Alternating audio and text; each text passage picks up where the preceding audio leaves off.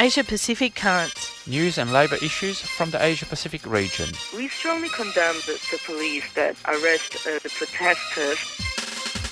Saturday mornings at 9 o'clock. On Community Radio 3CR. Workers of the world should unite to fight this greedy capitalist. Of course, Asia Pacific Currents is brought to you by Australia Asia Worker Links. And if you want to get in touch with us, you can find us on the web, all the w's.aawl.org.au. We're on Facebook and Twitter, so look us up on those social media platforms.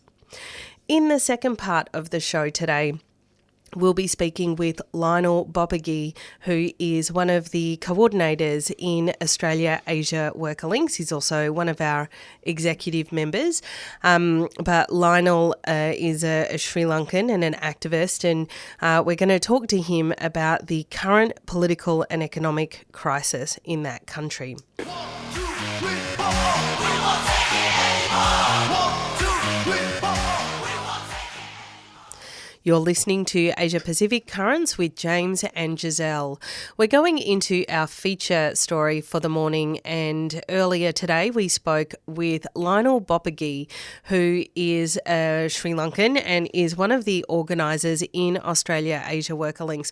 Of course, many of you will have been seeing the escalating political situation in Sri Lanka, and that is what we spoke to Lionel about. Lionel, Sri Lanka has been in quite a serious economic crisis, which is leading to a political crisis. Inflation's at an all-time high.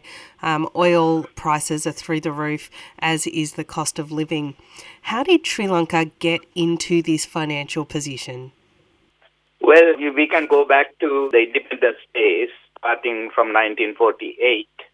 Although people say that Sri Lanka was in a better economic position because it was more or less run as a welfare state. At that time, the economic situation was very good because of the Korean War. Export prices at the world market for tea, rubber, and so on were very good.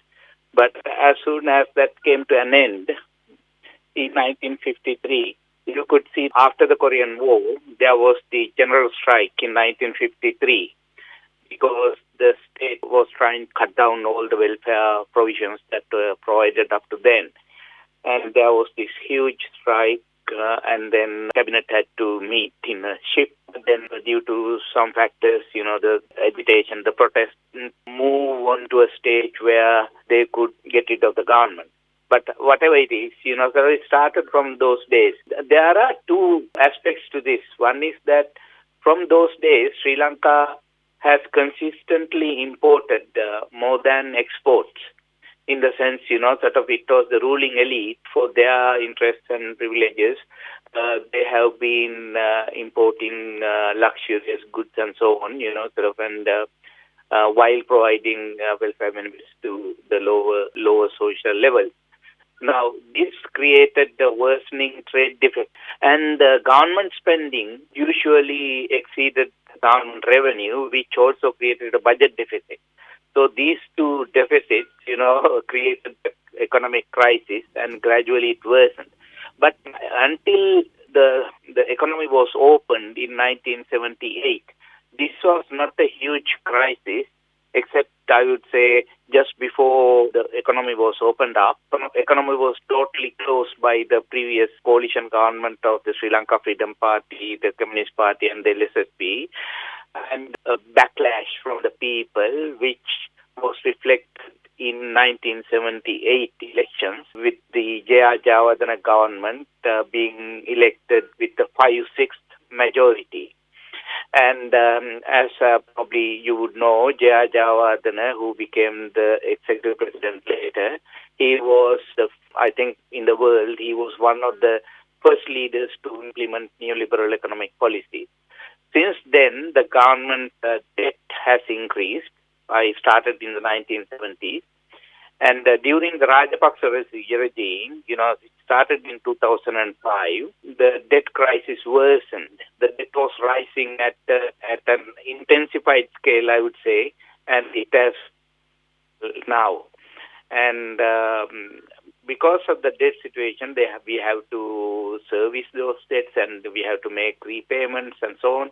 And ultimately, the government is not in a position to pay back those debts, even to service debt. Now, Sri Lanka's current debt to GDP ratio has gone up to about 104% by 2021. So this crisis, because government wouldn't be able to pay debt back, the government has to cut down imports gradually, and that created this huge crisis. As you know, people are protesting on the streets, asking for food, gas, fuel, and electricity, and so on. So the crisis was generated by that. That economic crisis has now converted into a political crisis. But we have to understand that this protest movement didn't come spontaneously, as people say, although there is a spontaneous aspect to it. Before that, there were protests all over the island. Say, for example, against privatizing education. Probably you might remember privatizing education through the Kothalawala Defense Academy University, and there was a huge student strike. And then there were farmers' protests all over the island, and then there was a teacher strike, which spread again throughout the island, which was a very successful strike led by a left-oriented teachers' union.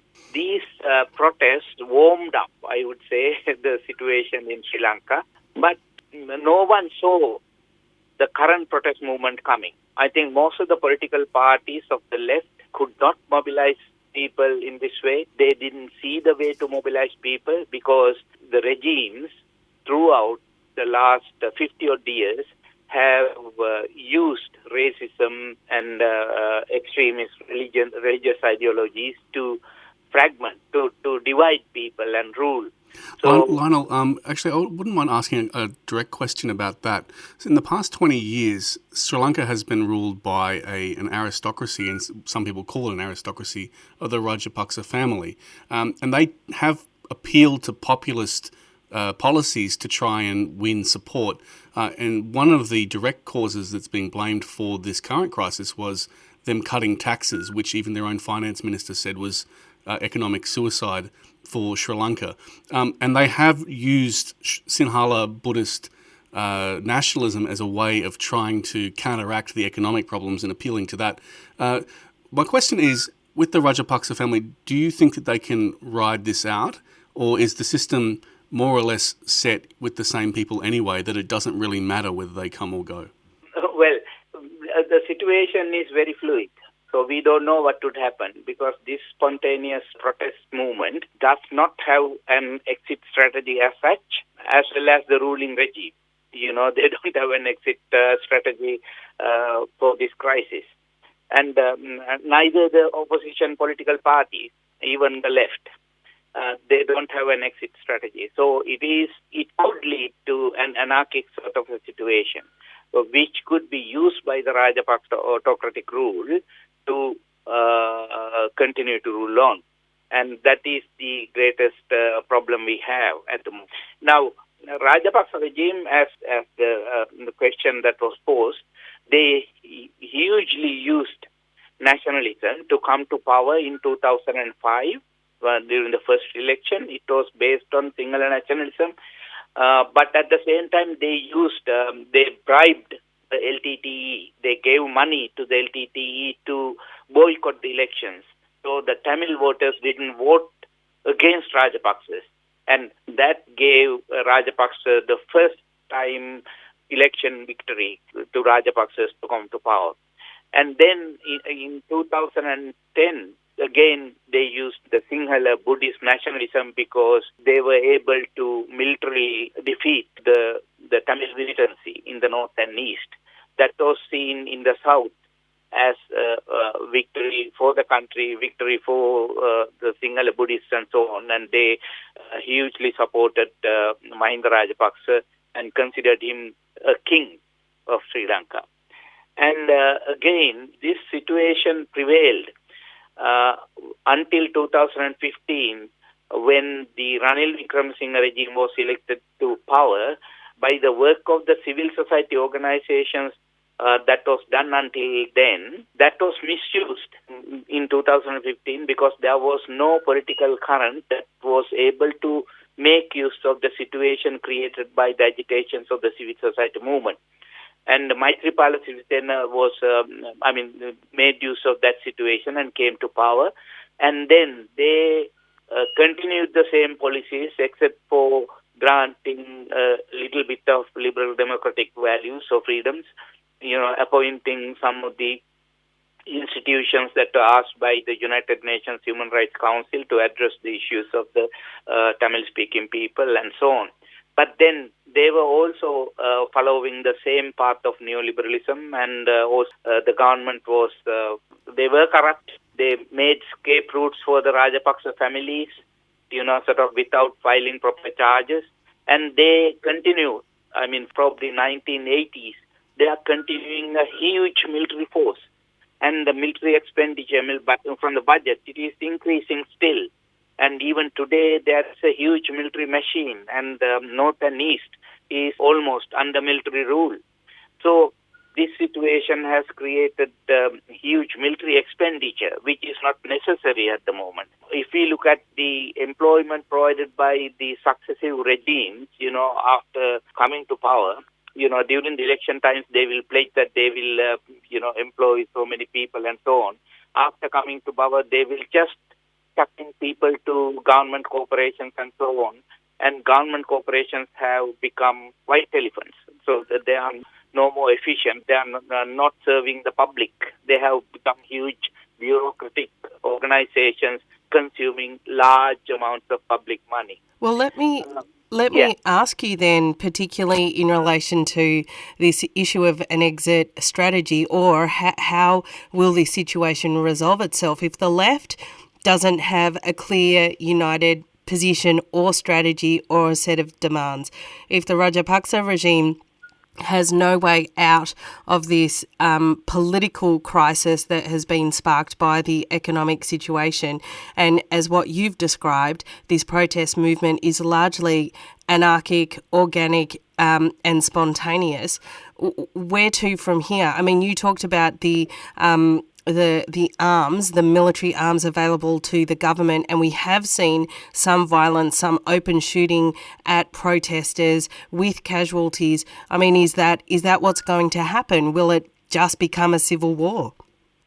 It depends on the balance of forces. For example, when these protest movements started spontaneously, it was more or less the urban middle classes that started the protest. And then it gradually spread into lower middle classes. Now it has spread to workers. There was a general strike yesterday. The people in Sri Lanka have been negotiating all these processes, trade union support for the protest movement. And again, there will be a general strike on the 6th of May. The plantation workers, we identify them as Malaya workers, they have taken part in the general strike, and they have come out in the protest. So gradually it is spreading, but still in rural areas, I think the protest movement is not strong. It is island-wide. Even in the north and east, there have been smaller scale protests, but on the part of the Tamil-speaking people in the north and east, the participation is less. We can understand their situation because after a horrible war of 30 years and still under almost the military rule in the north and east, people are afraid due to two factors. One is that they wouldn't know what would happen if this protest movement fails. So they will be the first target. The second thing is, even if the protest movement wins, they don't know whether their demands would be just forgotten as done before. So this distrust. So people in Sri Lanka are trying to build some bridges in the sense, this issue has to be worked out in both ways. One is the Tamil-speaking people in the north and east, they need to sort of understand the protest movement is not only demanding rights of the Sinhala Buddhist people, but also in general of the whole society of Sri Lanka. So at least they need to express or extend their support to what is happening. On the part of the Sinhala people down south, although the protest is not solely Sinhala Buddhist, there are Muslims heavily involved, there are some Tamil crowds involved, but on the part of the protest movement, they have to extend a hand to the people in the north and east and say, we are for equality, we are for inclusiveness, and, we will recognize your rights as citizens of Sri Lanka, and at least extend their hand of friendship and understanding. And that way, they would be able to bring together. So the protest movement will succeed if we could extend the struggle island-wide, exert more and more pressure on the regime. On the other hand, if we cannot do that, I think it will end up in almost a bloodshed. We are strongly thinking that as soon as the government gets funding from India and China as expected, that might create an environment for the government to start the repressive movement using the armed forces. Lionel, we are out of time on the program today, but thank you so much for joining us to share your insights about the situation in Sri Lanka. Thank you for the opportunity. That was Lionel Boppagee speaking about the current situation in Sri Lanka.